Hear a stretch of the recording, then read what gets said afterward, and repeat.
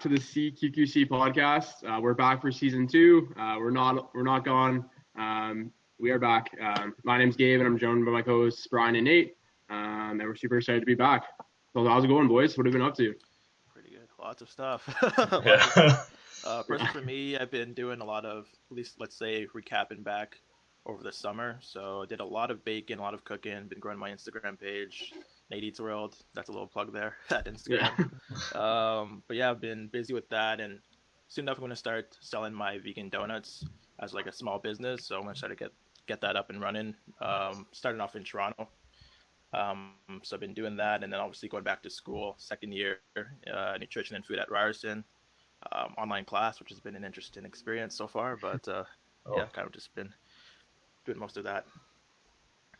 Me, it's been awesome. work. Like I said, the Sorry. What's that? Sorry. No, go ahead. No, I was just gonna say, like, Nate, like the donuts are like unreal, man. I'm excited to see them start being sold because I'm definitely gonna buy some. Oh yeah. Yeah, maybe we'll start selling them at Quidditch tournaments in the future. Who knows? Yeah. Get some orders. Plug there. I think we need a Quidditch tournament to happen first. That's the thing. True. Such a long time since I played Quidditch. Oh yeah. What about you, Bryan? Work, and working on stats and rule stuff for basically what we'll talk about later today, and what was announced about a week ago at this point. But yeah, not super exciting. Everyone's stuck inside. COVID-19. Nothing's really exciting. Yeah, COVID is definitely taking over the world. But we won't spend too much time on that. We want to get into good stuff. So yeah, for season 2, we have a pretty good lineup set up for the season. So there's some of the things we wanted to kind of cover in season 1, but we decided to kind of just take a break and recoup for when we're getting back to school and back to work. So for season 2, some of the highlights we're going to talk about. We're going to finish doing the past, present, future series that we're working on. So if your team hasn't been done yet and you would like to be part of that series, hit us up and we'll get that organized. We're also going to do an episode of Black Lives Matter. So we're going to do like kind of a roundtable. We're going to work with Nate with that one. What else are we doing? We're going to do an LGBTQ one, I think, as well. I've been reaching out to a couple people for that one. So if you are interested in reaching or be part of that, that'd be great. What else we're going to do? I think we're going to do more like positional specific episodes as well. So like doing chaser, beater, keeper type episodes. And then the last one I also wanted to kind of include was doing like training specific for Quidditch. So like I'm working on something a little bit right now, like an Excel like spreadsheet, because we kind of found out the timeline for when we're not really like everything's up in the air really. But for World Cup, hopefully, fingers crossed, everything goes well, we can restart in the summer. So it's a pretty good chunk of time to kind of prep for getting back to training. So I'm working on that. So hopefully we can do an episode with someone, strength and conditioning, I guess, more so this season. So yeah, lots to look forward to. But we'll hop into today's episode, boys. So for the episode today, we were going to focus on the new rule changes. So for those that haven't seen, Quidditch Canada just released sort of, I guess, amendments to the rules for what would have been this season, but just for future seasons, I guess. And there were sort of 5 main changes or amendments to the rules, but I'll pass it on to Bryan because I know Bryan knows a lot more about it than at least myself anyway. So if you want to take it away, Bryan, go through them. Sure. So big shout out to Kyle Ross and Atana Crow.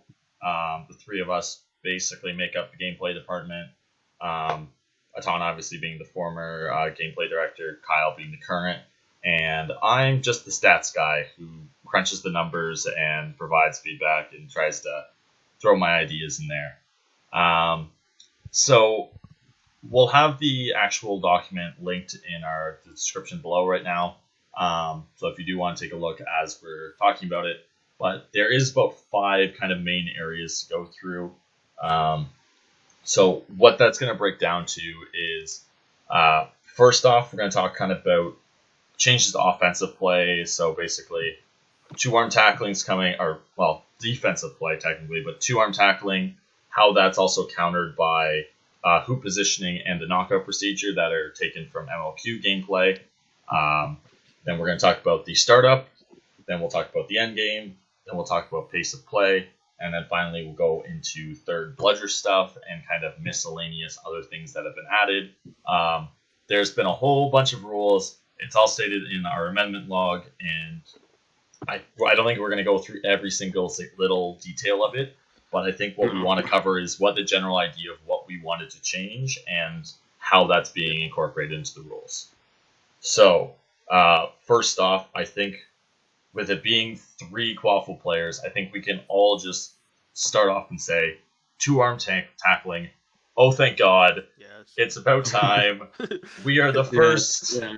We are the first non-governing body in the world to officially put that into our rule set. I believe USQ added that a couple days after when they put out their rule book for the year. Thank God. We played MLQ. I don't know what else to say. It is the greatest addition to Quidditch since I started playing, when we first got to use 2 arms, because it changed the game significantly. Yeah. No, that was like where my eyes were immediately drawn to, and like we have a list here of like the different ideas, and I was like, hey Bryan, hopefully like we can like telepathically skip to the 2-arm tackling part, because that's the only part that really mattered to me. Yeah. But that's awesome. Like it's about time. Like I don't want to say like we kind of nudged it a little bit with our podcast, but Maybe. no, it's just I think it's but I don't know. I think it's awesome that we're finally going to see that, and it was long overdue, but I'm kind of glad that we've kind of established that it's needed in the sport, which is great. Yeah. It's definitely a game changer. It makes it like basically changes the game in a good way. I would say the interesting thing that I always thought was when we talked about 2-arm tackling. When I got introduced to the sport and I was told it was 1-arm tackling, I was like, okay, cool. This is the first contact sport that I'm playing. Whatever. As I went on, I was like, why don't we do 2-arm? Like Calder Schweitzer, who we had on before, friend of the show, he was a big advocate for it. He put out his article way back. It was great, and that was like 3 years ahead of time when like before MLQ started testing and doing it, and we're like, let's do 2-arm. It's just better. It's safer. And I thought it would just really benefit bigger players or kind of big, stronger players. I think from what I've heard from multiple smaller or female or gender non-binary players, it's just better. Like everyone gets an advantage. Everyone has a safer chance at bringing someone to the ground. You have your whole grip. If you're able to get your arms around and lock, you're a dead weight pulling that person to the ground. And there's no way someone's sprinting down pitch. I don't care if it's Jeremy Burroughs Bulka. You're not going anywhere as close as fast as you could be if it was just 1-arm tackling. Yeah. Well, I remember just even from like the MLQ, wasn't MLQ, it was what's the name of that Ethan Sturm had done it during COVID. Oh, Midline. Midline, that's it. Yeah, he did. I think it was the one episode he did with Yar actually, and they were dissecting like one of the final games, and it was like a particular like fast break play, and in Quidditch Canada that would have been a guaranteed goal, but then because it was MLQ with a 2-arm tackling, you can actually like stop those like fast break opportunities. And like if there's a fast break in Quidditch Canada, like I would say like 9 times out of 10, probably almost 10 times out of 10, it's a guaranteed goal. Like it's impossible to stop the person from scoring. With 2-arm tackling, like you said, like you can fully wrap around them and just like drag into the ground. And it doesn't have to. You don't have to be a big guy. Like a smaller person, or a smaller individual, like pound for pound, can easily, not easily, but they can at least stand a chance, I guess, at like being able to take someone down that's like a bigger individual, right? So no, it's awesome. So adding on from that, so what Kyle, myself, and Atana's thought process was, if we're really buffing the defensive ability of chasers with this rule, what we need to do is, so if that's going to basically make defense a lot better, it will bring scoring down. We need to kind of bring it back up. And the way we kind of countered that was just simply from MLQ, for those who are aware, they made an amendment last year, basically adding, I think it was about 1.5 feet on each side, so widening the gap between the hoops and changing knockout procedure. Instead of being able to touch back in on any hoop, you are forced to go into mid hoop and touch the hoop or touch the pole. The smallest change that when I played MLQ in the first year with the Toronto Raiders, I thought it would be kind of insignificant. It completely changes zone defense. Having those bigger distances and having the forcing a player to have to go middle, the chances of shooting, which I know I'm not good at, but I was I have a chance because I know I can. The keeper's not going to be able to just make a diving play all the way over to the side. They'll if there's another chaser, a beater makes a quick tap beat, and I have a nice open lane. It really balances out, at least what we saw from MLQ play from last summer. Yeah, it also benefit or promotes taking long shots instead of always trying to drive because, just because you have that extra space to be able to get that shot off instead of getting it blocked off by the keeper. So. Mm-hmm. And I don't, which is huge for that's huge. I was gonna say that's huge for Quidditch Canada too. Playing between MLQ and then Quidditch Canada. I've even just from watching it, I've noticed that there isn't a ton of long shots in Quidditch Quidditch Canada play. Normally it's a driving type style primarily. I would say there isn't really besides maybe Michael Beta when he played for Queens and maybe Crawley. I don't know if anyone else kind of stands out for long shots, but no one. Cody. Yeah, Caden, true. Cody, yeah. Cody, but other than that, I wouldn't say anyone necessarily would kind of stand in my mind as taking a ton of long shots really. So yeah, it's almost like a specialist. See how it changes.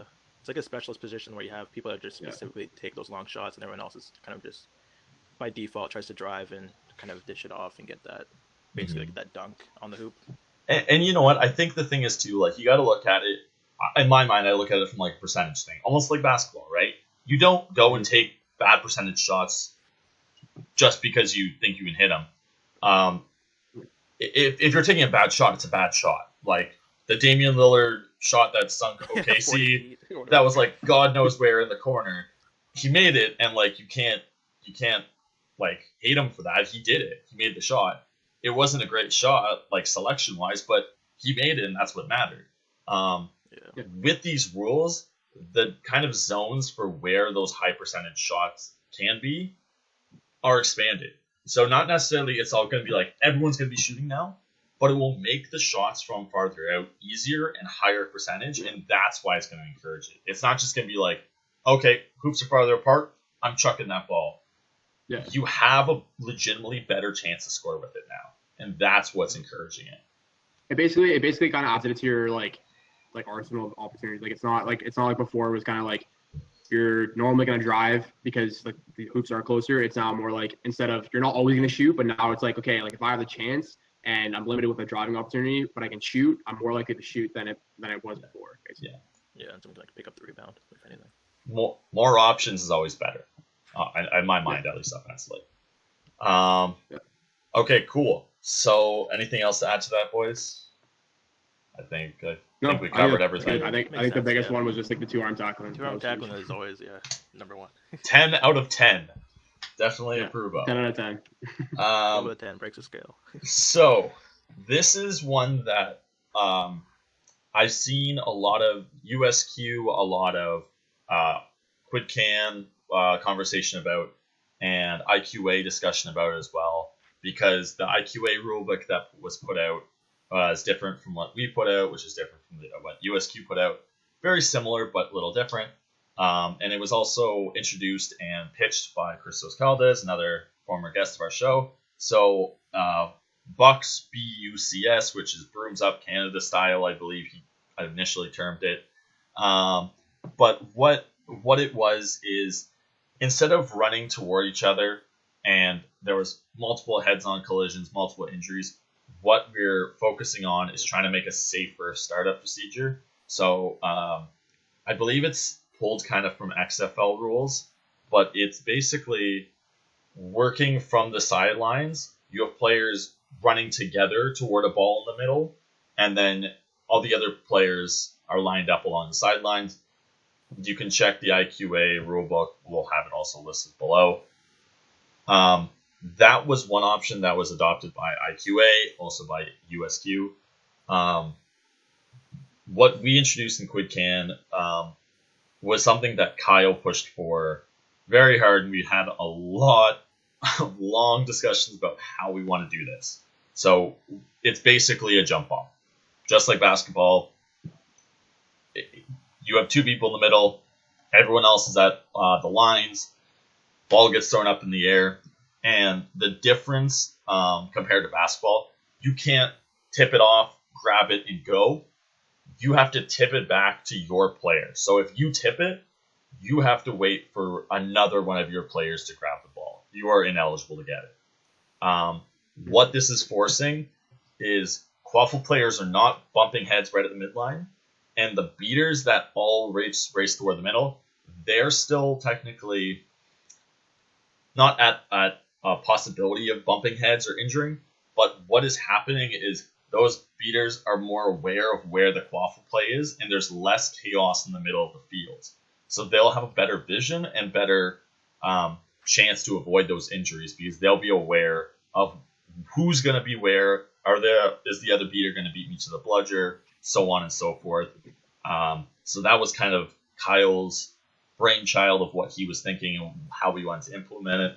There's a lot of rule stipulations about false starts, who can touch the ball, so on and so forth. All of this, however, is pretty much kind of hypothetical. We don't know exactly how this has worked because we can't play Quidditch right now. But the same thing could be said about Christos's startup because while interesting and I think could work just as well or better or worse, who knows, in practice, we won't know until it's actually tested.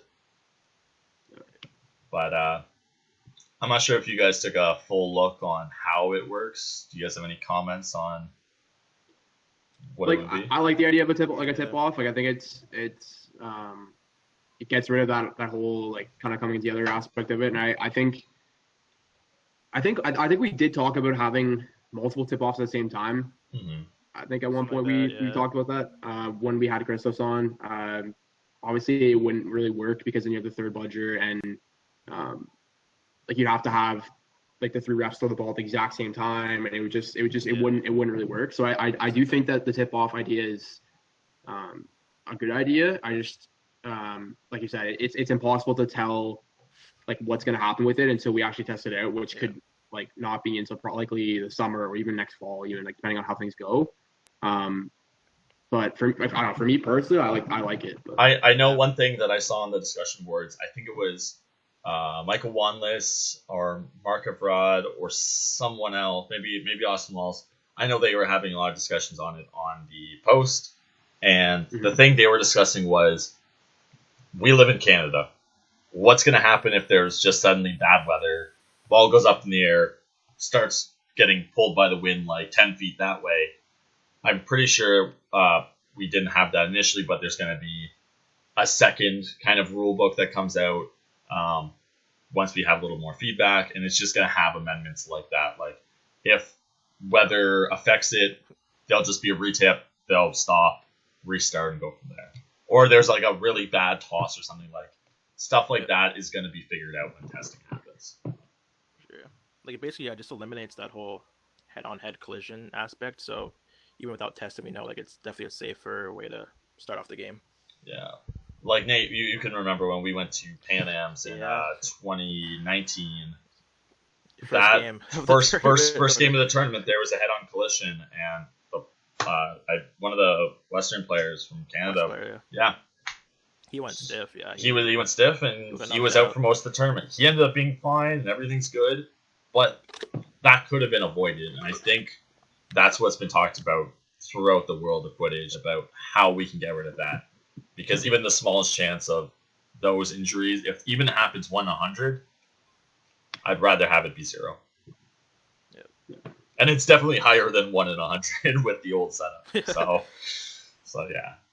Yeah, it'll also be interesting too how like once the tip off occurs and like will teams try to like make a quick rush up the pitch, or they'll kind of like set up and kind of walk up together past half. So it'll be interesting how that goes too, because usually you always have like whoever gets the qualifier at the start will usually just plow through the defense because the beaters aren't back there yet to get the beat, and they basically just get a free goal every time, more or less.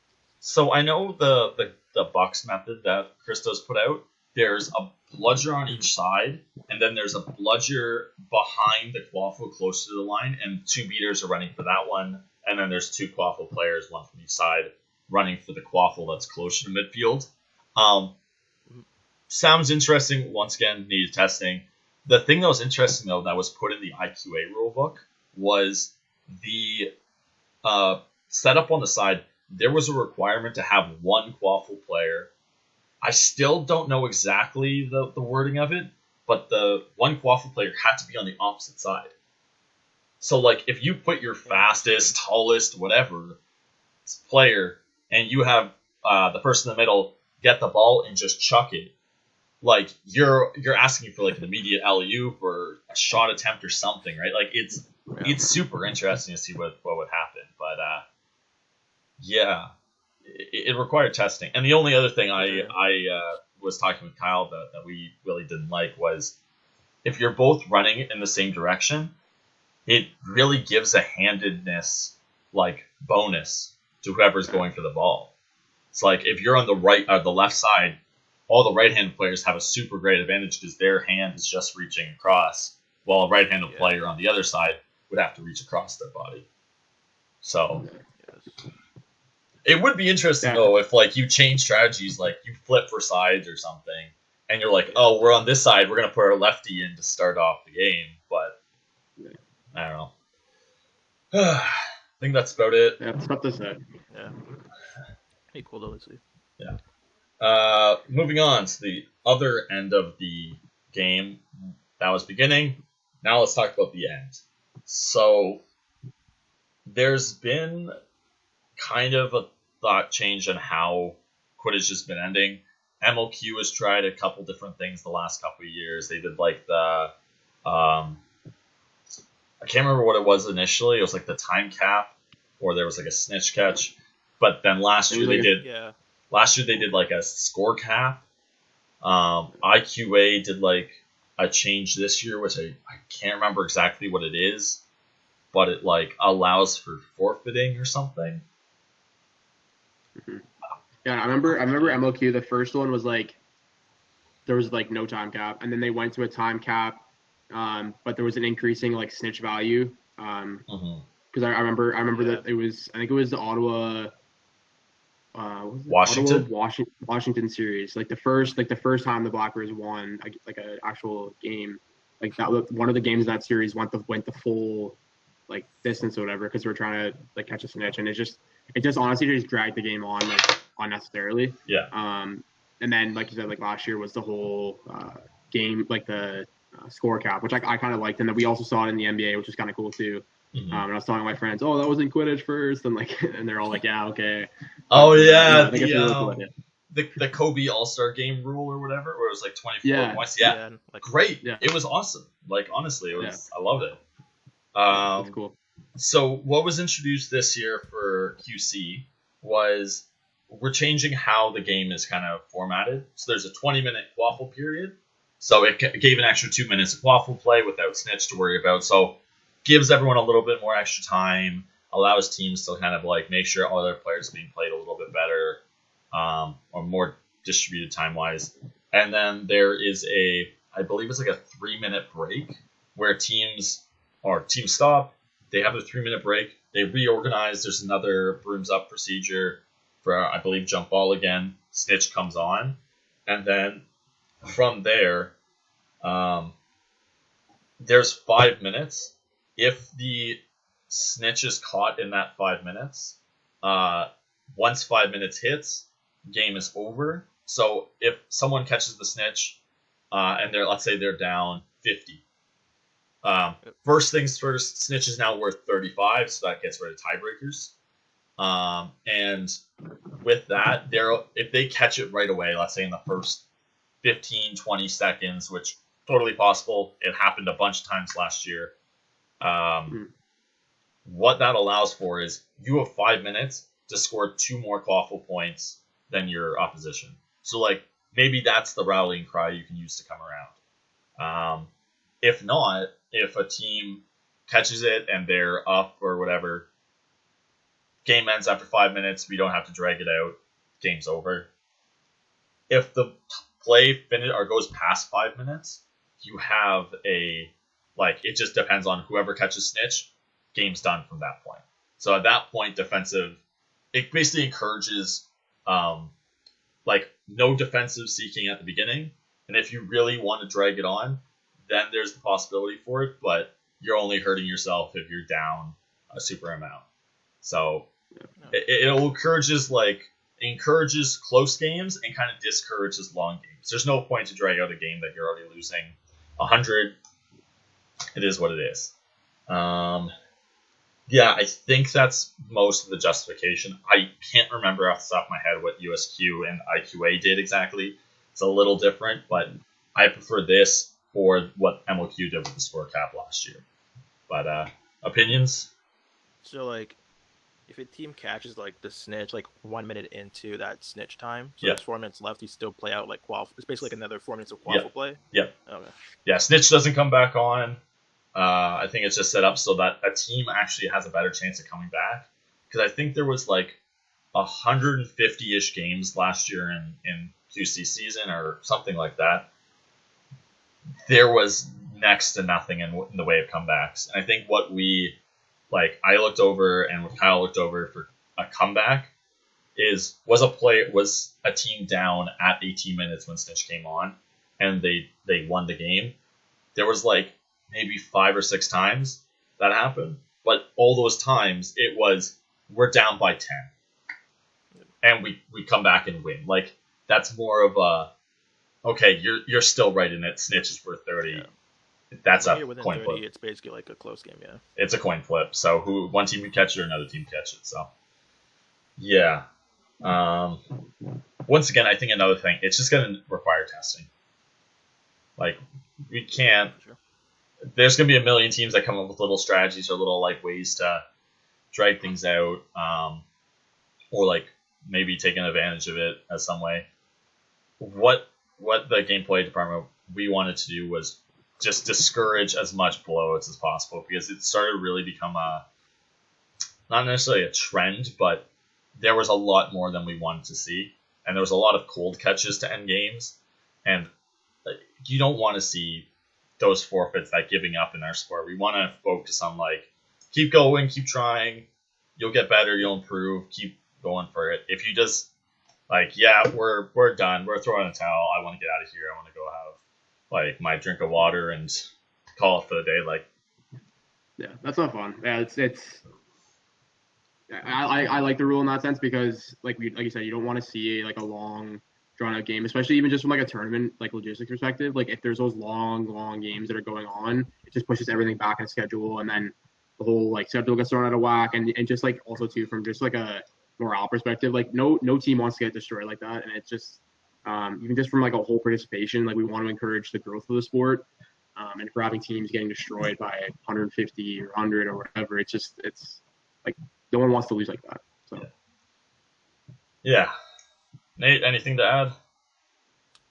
It's like another point to add. Like, so I guess like let's say the snitch is caught like within 30 seconds or a minute.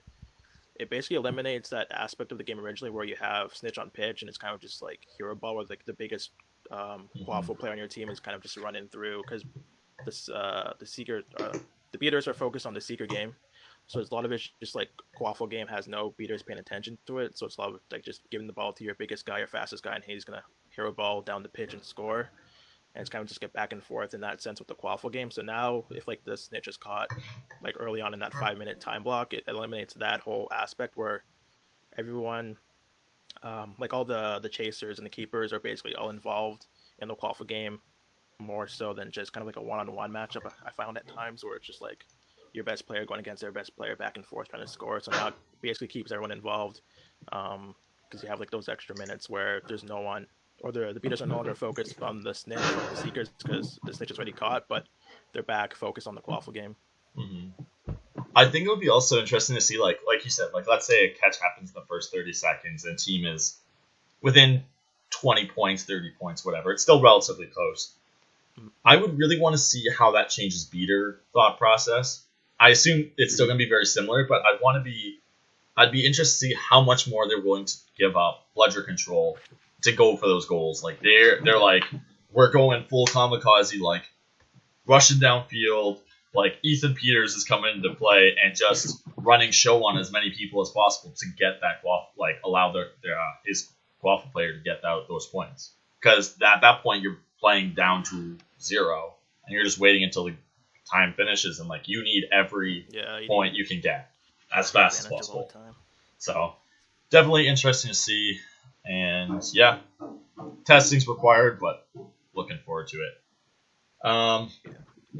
This is the next topic, and I think we saw it a lot more in how Canada plays versus what America or other countries play, because we're kind of more drive heavy and less pass heavy, but obviously we're all trying to change that. So one thing we did notice in a lot of gameplay, both out east, both east and west, there was a lot of stalling, and I will take full credit, blame, whatever. Oh my god! For all the times that I go across midline, allow myself to get pushed back, and then I get my butt all the way to my zone if I know I just want to like take up time or just like control play or wear down the opponent. Those tactics, while completely legal in the old sense, really didn't help push forward the pace of play and encourage what we want to do in Quidditch. We want to pass the ball. We want to make sure like we're scoring goals, being smart with our possessions and all that. And like by all means, I'm all for like sabermetrics and advanced kind of thought process of the more time I hold the ball, the less time the other team gets to hold the ball. And that means I have more chances to score, or we're smarter with our possessions, yada, yada, yada. If you're running back all the way to the like just the last barrier line or whatever, no one's like 20, 30 feet near you.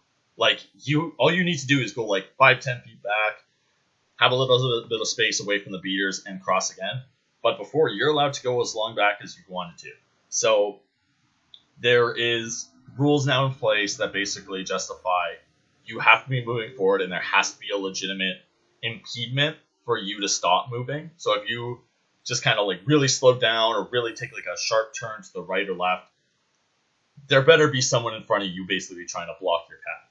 Because if you're not, you're just wasting a complete ridiculous amount of time. And the other one is, it had a little bit of conversation, which I don't think it got as much talking points as other things did, but the play clock. So like in basketball, you have a 24-second shot clock. We don't have the resources, the organizational skills to get these things like to everywhere. We don't have the electricity to keep them running in the middle of a field. What all we're going to do is make sure that once the keeper gets the quaffle, the ref starts counting with their arm out. Every one of these is 1 second. You get 15 to cross the midline. Simple as that. Basketball, you can do it in 8. You have plenty of time. If you want, like, you get scored on, and you're going to have half your team change, like have a quaffle line change, you better hustle. Don't sit around walking up 35 seconds, because you're going to have a quaffle turnover right from the beginning there once it hits 15. So yeah, I really like that, because then it introduces the whole idea of like a full court press like you would see in basketball, or even like a half court press set. Like we used to do it all the time in high school basketball, and like I just like that really changes the game from that sense, and it's like really, really cool, because then from a coach's perspective, then it's something you can think about. Right? If you're down 20 or down 30 before Cinch comes on pitch, and you're like, hey, we need to get a goal here. If we like force them in the zone, like they're in like can't leave their own zone, then what is it, like a loss of possession, or how does that work? Yes, so I believe it says let me look it up here. It is a loss of play clock. The count is terminated when the quaffle crosses the midline field. The count is also terminated if the quaffle carrier is blocked by a defender.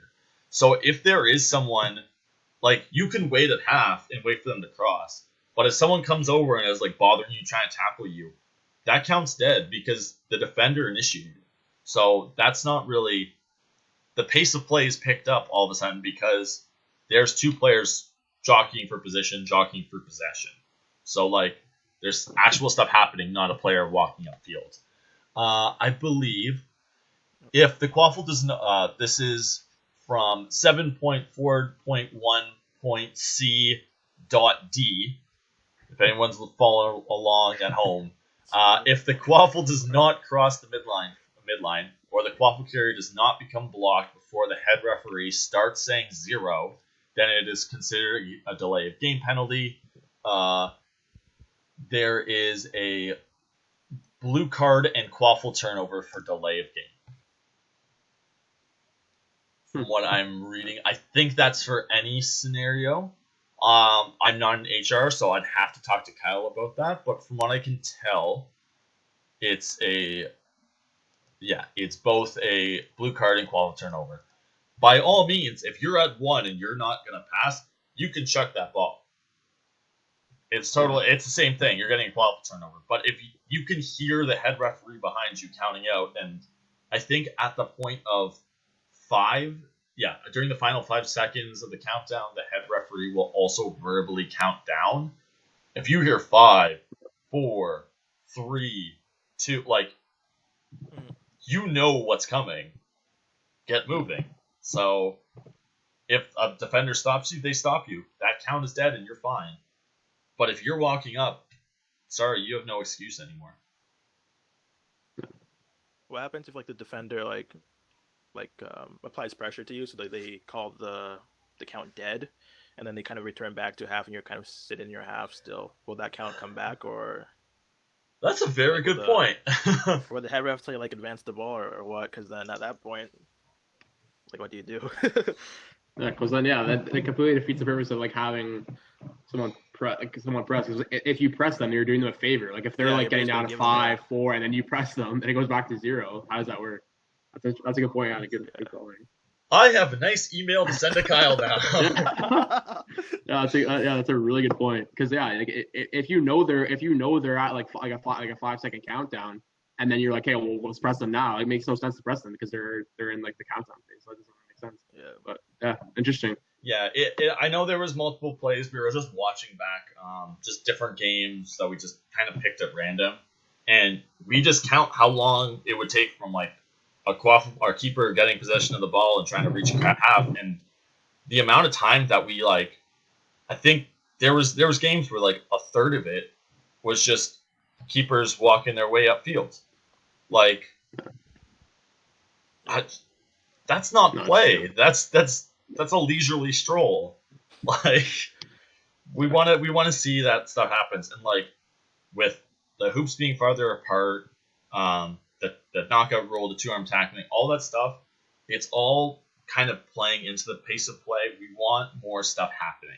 And the more happening, the more eyes are on the sport, the more people are enjoying it, and the more popularity the sport may get. So did we talk about doing a shot clock? I know well, obviously we can't do it because you don't have the resources for it, but what were the negatives of the shot clock again? Do we even? So I think from what we said, the biggest impediment of a shot clock is one, technology to know, you have to easily kind of display it. There was criticism of the counting because HRs have enough to deal with, and I'm not an HR, so I'm not gonna get all preachy here because I'm not qualified. But what I can say is, they have enough on their plate, but just counting arms while they're walking upfield, perfectly fine.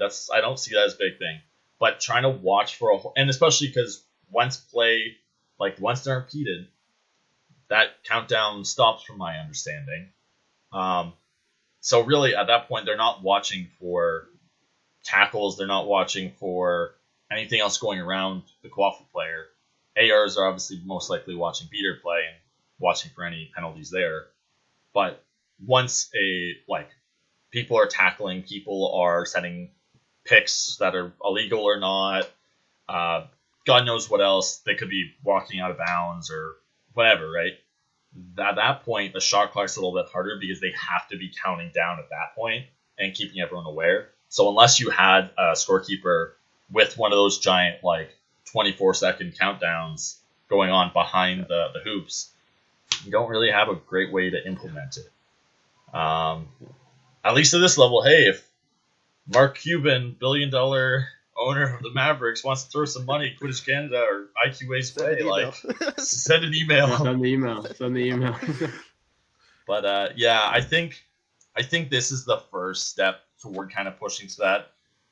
It's also kind of hard to justify what is a shot, right?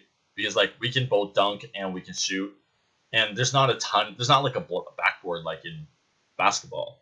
If you hit rim or you hit backboard, I'm pretty sure you're good at that point. But if you miss a hoop, there's nothing behind it. It's just gonna start rolling. At that point, it's like, oh well, you didn't hit the hoop. That's a like shot clock violation. Like, it's a little bit harder to implement in our sport, but I think trending in that direction is definitely an interesting idea. Fair enough.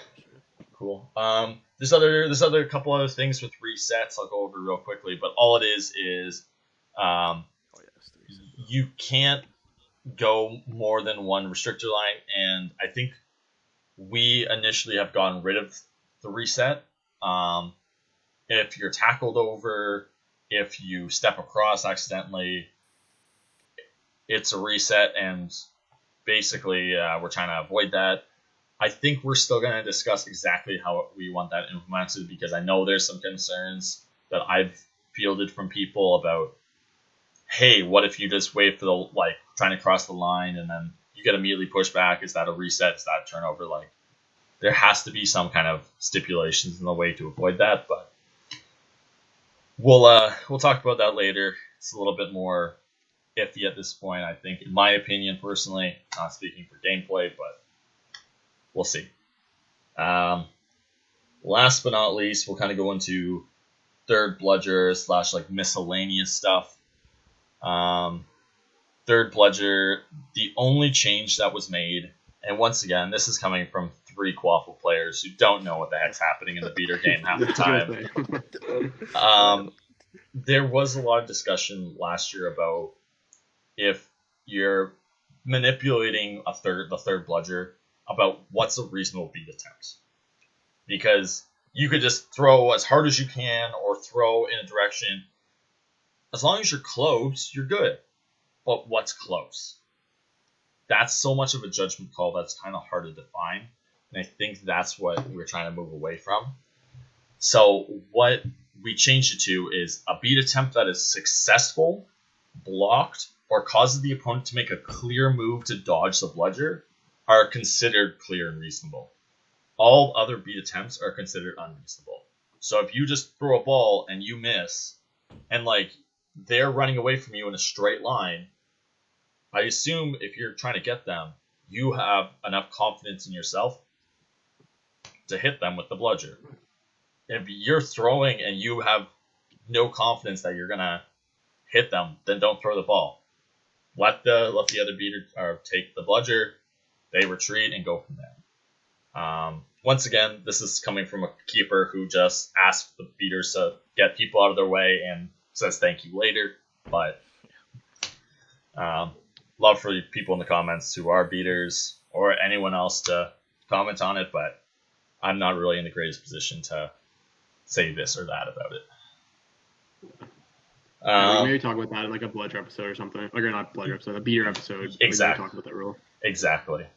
The only other things I missed real quickly, elimination of charging in the keeper zone or something like that. There was other rules saying about it. You should just not be able to charge. Just don't drop a shoulder. It's not needed. Now, on the offensive side, you shouldn't be able to do that. On the defensive side, you have 2-arm tackling. There should never be a reason to charge a player without an attempt to wrap. You have 2 arms. Please use them. It's so much easier now. It'll avoid so many injuries. Use 2 arms. Beyond that, I think the only other thing that I can remember happening, there are certain small rule changes regarding like coin flips or choosing of sides. There was a famous game that me and Kyle talk about from this previous season. Early in the season, we went to a golf tournament. We ended up getting a side that had hoops that kept getting knocked over by wind. And we realized once those hoops get knocked over, like there was 2 out of 3 that would fall. We just had to guard 1 hoop. And it became this ridiculous thing of, technically we're fine. This is our side. We're good. But it doesn't really not necessarily saying encourage, but it doesn't allow for fair play. One side has 3 targets to shoot on, one has 1. Yeah. So there's going to be certain coin flip stuff based on the what's it called? Based on the quaffle period. So like when they switch sides at that half point during the quaffle periods, both teams get equal say and saying like, hey, there's no win, there's no concern, there's no giant puddles. Let's just keep our sides and save the effort. Or if you realize partway through the game that wind's picking up, maybe now we want to change sides. There's reasons for kind of both.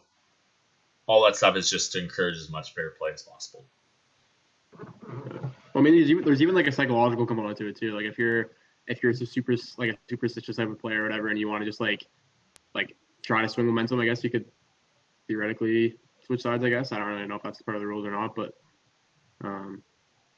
yeah, I don't know. Maybe the sun comes out from behind a cloud halfway through. Like I don't know. Affect me a lot.